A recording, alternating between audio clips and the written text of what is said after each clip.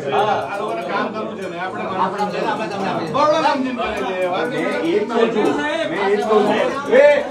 બધા અમદાવાદની કોટી કાઢી નાખો સાહેબ નાખી દો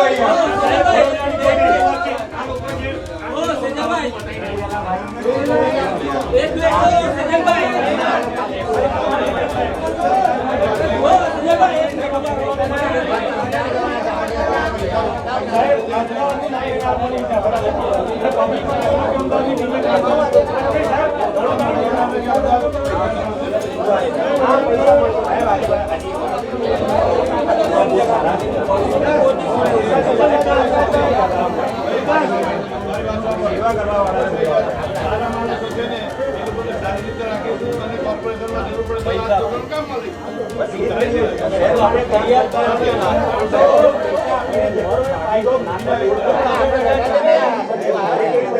અરે હું કરે ઓ ક્યાં ના પડે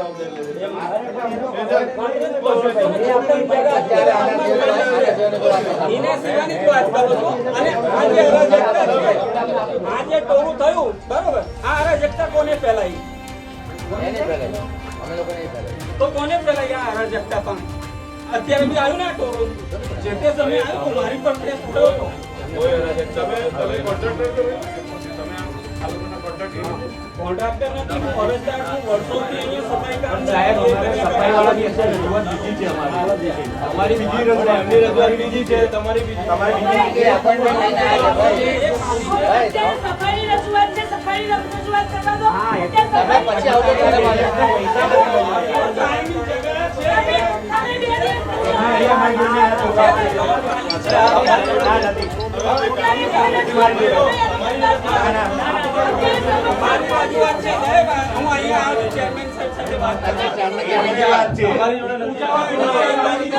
આ છોકરા Hey!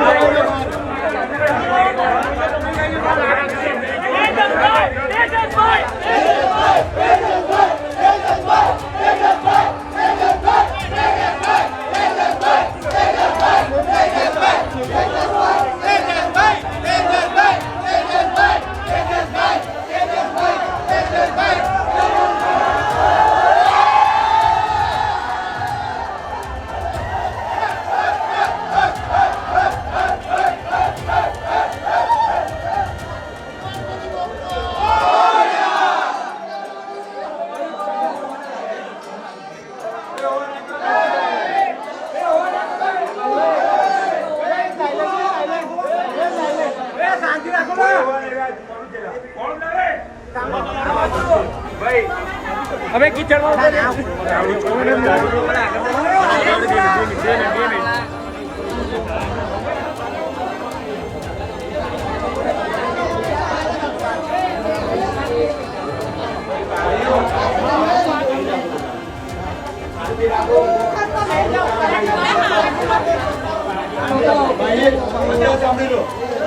વડોદરા આફતમાં છે. આપણે જોયું સંસ્થા કરી છે, કોર્પોરેશન આપણું જ છે, આપણે દેરા ભરે છે, આપણે ટેક્સ, આપણે એમને 7% એ લોકો અમદાવાદથી લાવવાની જરૂર નથી. કમિશનર સાહેબે કીધું છે કે ડાયરેક્ટ તમને લોકોને બોલાવશે અને ડાયરેક્ટ કાલથી એમના વિસ્તારમાં એ લોકો તમને સાફ સફાઈ માટે ડાયરેક્ટ બોલાવશે.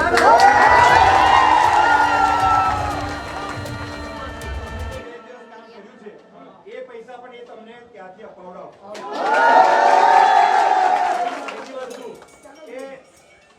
હું કોર્પોરેશનને ઓળખું છું. એ કોઈ ગેરંટી અત્યારે 2-4 દિવસ માટે સારું કરીને તમને કરાવડાવશે.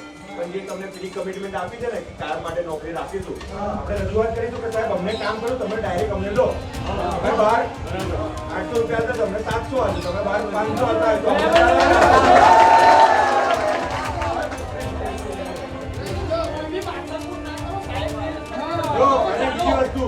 હું નથી ભાઈ આમાં, હું તો તમારા જેવો નાગરિક છું યાર. તમારે જો ખોટું તો એટલા એને ઉભો ના એ વસ્તુ ના હોવી જોઈએ. દરેક વ્યક્તિએ જાતે જાગૃત થવું જોઈએ. તમારી જોડે ખોટું થતું હોય તો તમારે જાતે બોલવું પડે, બરાબર? આજે હું છું, કાલે નથી, તો દરેક વસ્તુ માટે હું તમારી સાથે નહીં આવતો. જાતે લડવાની તાકાત રાખો. અને વડોદરા શહેરના જે કંઈ લોકો તમારી સાથે છે, અંદર પણ કમિશનરનો સ્ટાફે પણ કીધું, કમિશનર સાહેબે પણ કીધું કે ડાયરેક્ટ જ અમે તમને બોલાવીશું. આ તમારું લિસ્ટ મારી પાસે આવ્યું છે. આવ્યું છે, આ એમને આપી દઈશ. તમારામાંથી મને 2 કે 3 ટકા જે કોર્ડિનેટ કરશે એમને ડાયરેક્ટ હું બનાવી દઈશ. તમે નક્કી કરી મને કહી દેજો કે આ 3 ટકા હું ડાયરેક્ટ તમને બનાવી દઈશ. અને ત્યાંથી તમારું કામ માતાજીની મહેરબાનીથી અત્યારે જે તમારી સમસ્યા તે સોલ્વ છે.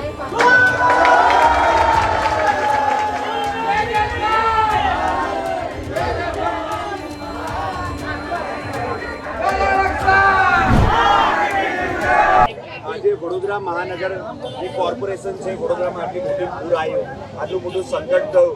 આ સંકટમાં તમામ જગ્યા પર તબાહી મચી છે. ના એમની રક્ષા કરવામાં આવી, ના એમને બચાવવામાં આવ્યા. લોકોને જાણી જોઈને ડૂબાડવાનું ષડયંત્ર વડોદરા મહા કોર્પોરેશન દ્વારા એક થયું. બોટો બધી પડી રહી હતી, બોટોની પણ એ લોકોએ ના ઉપયોગ કર્યો. આજે કાલે મુખ્યમંત્રી આવ્યા, હોમ મિનિસ્ટર આવ્યા, એ લોકોએ કીધું, મોટા વાયદા કર્યા કે અમદાવાદની ટીમ આવશે, સુરતની ટીમ આવશે. ટીમ તો આવી પણ ફક્ત આ જેકેટો આવ્યા. ટીમો તો બધી વડોદરાની જ કામ કરી રહી છે. આ બધા યુવાનો વડોદરાના જ છે. આ વડોદરાના યુવાનોએ આખું વડોદરા સાફ કર્યું છે. દરેક કચરા ગંદકી આ યુવાનોએ 2 દિવસથી સાફ કરી છે. નથી આમને પૈસા આપ્યા, નથી આમને પાણી આપ્યું, નથી આમને ખાવાનું આપ્યું. આ યુવાનોને એવું કીધું કે તમારે આ જેકેટ પહેરવાના અને જેકેટ પહેરીને તમારે એવું કહેવાનું કે અમે અમદાવાદથી આવ્યા છે. એટલે વડોદરાની તાકાત નથી વડોદરા સાફ કરવાની, અમદાવાદને વાવ આવી આપી છે. અને અમદાવાદનો જ્યારે જે કોન્ટ્રાક્ટર હતો, જે આ છોકરાઓને લઈને આવ્યો, એ કોન્ટ્રાક્ટરને અમે કીધું કે ભાઈ તું આ યુવાનોને કેટલા રૂપિયા આપવાનો છે? તો એવું કહે છે કે અમે 3000 રૂપિયા નક્કી કર્યું છે. તો 3000 ને જ્યારે મેં છોકરાઓને પૂછ્યું તો છોકરાઓ કહે છે કે 500 રૂપિયા આપવાના છે. તો 500 રૂપિયા અને 3000 વચ્ચે 2500 રૂપિયાની કટકી કોણ ખાય છે? તો કે અમદાવાદથી કદાચ લાવવાનું બિલ હોય, લઈ જવાનું બિલ હોય, અહીંયા 3 દિવસ રહેવાનો ખર્ચો હોય, ખાવાનો જમવાનો નાસ્તો ચા પાણીનો ખર્ચો હોય, એ રીતે કદાચ 3000 હશે. પણ આપે છે તો છોકરાઓને 500. છોકરાઓને સવાર 6 વાગ્યાથી આખું વડોદરા બિચારા સાફ કરે ગંદકીમાં. ભ્રષ્ટાચાર તો કર્યો મૂકીને ભાગી ગયા રોડ પર. સૂર્યા પેલેસ પર 150 છોકરાઓ રોડ પર બેસી રહ્યા હતા. એ 150 છોકરાઓને ત્યાંથી અમે લોકો ચાલતા આવ્યા અહીં સુધી, ખંડેરાવ સુધી. એ દરેક છોકરાઓને પાણી નહીં, નાસ્તો નહીં, મારાથી જેટલું થયું એ મેં કરાવડાવ્યું. પણ કોર્પોરેશનના અધિકારીઓને અમે કહીએ છીએ કે આવું તો ના હોય. તો એ અધિકારી અમને એવું કહે છે કે આમાં જોડે અમારે કોઈ લેવા દેવા નહીં. મુખ્યમંત્રી અમદાવાદને કીધું છે સફાઈ માટે, એટલે એમના કોન્ટ્રાક્ટરો આવ્યા છે, અમારે એની જોડે કોઈ નિસ્બત નહીં. હવે એના કોન્ટ્રાક્ટરો આવીને આ યુવાનોને, વડોદરાના શહેરના યુવાનોને નોકરી આપીશું, તમને રોજી કાયમ માટે રાખીશું, લાલચો આપીને લાયા. બધા છોકરાઓ નોકરી ધંધા છોડીને કામ પર આવ્યા કે વડોદરા શહેર સાફ કરવાનું. મેં અમને પાસે નથી કહ્યું, આ યુવાનોએ મને બોલાયા કે અમે આ જેકેટ વડોદરાનું પહેરીએ છીએ. અને અરે વડોદરાના નાગરિક છે, અમદાવાદનું જેકેટ પહેરવાનું, નામ અમદાવાદનું થાય, અમને આ જેકેટ કાઢીને વડોદરાના જેકેટ આપો, આવી એમની માંગ હતી. તો અમે એમને જ્યારે પૂછ્યું કે ભાઈ આ યુવાનોના ભવિષ્યનું શું, આ લોકોને જે તમે લઈને આવ્યા છો એની માટે વાત કરી તો કોઈ જાતનો જવાબ ને રિસ્પોન્સ આપતા નથી. અત્યારે કંઈ સ્ટેન્ડિંગ કે એવું કંઈ ચાલે છે એટલે કે બેઠા છે ઉપર. અમે લોકો શાંતિથી રજૂઆત કરવા જાય છે, અમે કોઈ ઝઘડવા કે એવું નહીં. આ શહેરના નાગરિક છો, શહેરને સ્વચ્છતા કરી છે, આપણું શહેર છે, કોઈ દુશ્મનો નથી, આ કોઈ બીજા દેશના આવેલા લોકો નથી, આપણા શહેરના છે. તો શહેરની ગંદકી જો સાફ કરતા હોય તો એમને 2 દિવસનું વળતર તો પાછું આપો, એમને એમના પૈસા તો આપો, એમને ઘરે જવાની વ્યવસ્થા કરો. રોડ પર મૂકીને ભાગી કેમ જાઓ છો? તો આની માટે અમે ઉગ્ર રજૂઆત કરવા આવ્યા છે કે આવું અન્યાય ના તો જોઈએ. અને મુખ્યમંત્રીને કહીએ છીએ કે તમે જે ટોળકી મોકલો છો અમદાવાદથી, તમારી ટોળકી આ છે ટોળકી તમારી? વડોદરાના યુવાનોને આવી રીતે રોડ પર રજડતા કરીને 2 દિવસ કામ કરાવ્યું, પૈસા રૂપિયો આપ્યો નહીં. કોઈને પૈસા આપ્યા છે ભાઈ? આ જુઓ, ખાવાનું કોઈને આપ્યું? પાણી કોઈને આપ્યું? તમને તૈસે ચાલતા ને? આ જુઓ, આ શહેરના યુવાનો છે, એમની જો આ હાલત થતી હોય તો શરમ આવી જોઈએ સત્તાધીશોએ. એટલા માટે અમે બેઠા છે કે આ ખોટું થયું છે એ ઉજાગર થાય, અમને એમનો હક મળે. અને એમના કોન્ટ્રાક્ટરે જો વાત કરી હોય પરમેનન્ટ નોકરીની, તો આ એક યુવાનોને પરમેનન્ટ નોકરી લેવા પડશે, રાખવા પડશે. કારણ કે તમે રજૂઆત કરી ઉલ્લુ ભરીને અહીંયા લાયા છો એ સાબિત અમે કરીને રહીશું કે તમે જુઠ્ઠાડા બોલાવીને શહેરના યુવાનોને ભ્રમિત કરીને શહેરની સ્વચ્છતા કરાવી દીધી અને રૂપિયો આપ્યો નથી. તો અમારી માંગ છે, શાંતિથી બેઠા છે. અમારી રજૂઆતને સાંભળીને અમને કમિશનર સાહેબ પર ભરોસો છે, એના નેતાઓ પર ભરોસો નથી. કારણ કે એના નેતાઓ અત્યાર સુધી મને એવું હતું કે મગરની ચામડીવાળા છે, પણ હવે એવું લાગે છે કે ડાયનોસર પાછો વડોદરામાં જન્મ લઈ લીધા છે આ પૃથ્વી પર, અને એ આપણા કોર્પોરેશનમાં છે. બધી જ વસ્તુમાં એમને ખાવું છે. આફતના સમયમાં આ યુવાનોના પૈસામાંથી પણ કટકી ખાવાના લાખો રૂપિયા, કરોડો રૂપિયા. એક જણ પાસેથી 2500 એવા 500 છોકરાઓ છે. 2500 લેકે ગણો તમે 12,50,000. એક પાડીના 3 પાડીના થઈને કેટલા રૂપિયા? 3 દિવસના થઈને કેટલા રૂપિયા? કરોડો રૂપિયા આ લોકો ખાશે. તો આ બધું ના થવું જોઈએ. આની સામે બોલવાવાળા જોઈએ. અને વડોદરા શહેરની જનતાને પણ અમે કહીએ છીએ કે તમે આ ફક્ત સમાચાર જોઈને એવું ના કહેશો કે આ યુવાન સારા છે, આ યુવાન લડે છે. અમારી જવાબદારી છે, અમે ત્યાં સુધી લડીએ છીએ. કાલે અમે લોકો નથી, કાલે અમે વડોદરામાં નથી તો વડોદરા જોડે અન્યાય થશે તો કોણ બોલશે? દરેક લોકોએ જાગૃત થવું પડશે, દરેક લોકોએ બોલવું પડશે, દરેક લોકોએ આગળ આવવું પડશે અને દરેકે જાતે ન્યાય માટે લડવું પડશે. આના માટે આજે મેં જવાબદારી લીધી કે જ્યાં સુધી અમને વળતર નહીં મળે ત્યાં સુધી હું ઘેર નહીં.